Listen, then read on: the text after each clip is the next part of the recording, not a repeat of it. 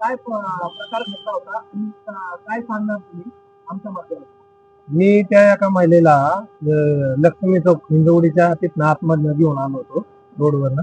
तर तिने मीटरप्रमाणे त्यांना इथं आणल्यानंतर ते पैसे डायरेक्ट देण्यास नाकारायला लागले मला. ती डायरेक्ट अंगावर काळजी फेकून लागायला लागली. मी पोलिसांना सुद्धा फोन केला, पोलीस आले, पण ते पोलिसांना सुद्धा उलटा बोलत होते.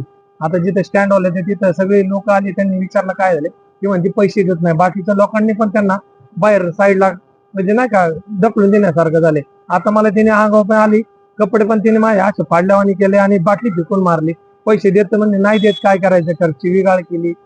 आणि म्हणजे काय काय बी अंगलट आता टाकायला लागली, आरोप करती असं. नाही नाही, डायरेक्ट चला तिला म्हणलं पण पोलीस स्टेशनला चल, तरी ती येत नव्हती.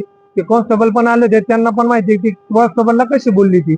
आरोपीने त्यांना पण बोलून ती कॉन्स्टेबल म्हणले जाऊ दे की काय बाबा, ते परत अंगावर टाका ना आपल्या, काहीतरी आरोप तुम्ही कंप्लेंट देऊन जावा. तुम्ही कंप्लेंट दिली का आता कंप्लेंट द्यायला चालू आहे आतमध्ये. ते असे बरेचसे रिक्षा संघ ते करण्यापेक्षा इथे एकदा चौकीला कंप्लेंट दिलं, ते लोकांना कळेल की ती काय करते काय नाही करत. सदर रिक्षावाल्याच्या रिक्षातून हे उतरून तार तार तार तार तार ती टेम्पो चौकाकडे गेली आणि ती म्हणते की मी या रिक्षात आलेच नाही, हे केलं नाही, पैसे दिले नाही सदर रिक्षावाल्याला, आणि मला शिवेगाळ केली, मला टाकल्या, घाणेरड्या शिव्या दिल्या तिने.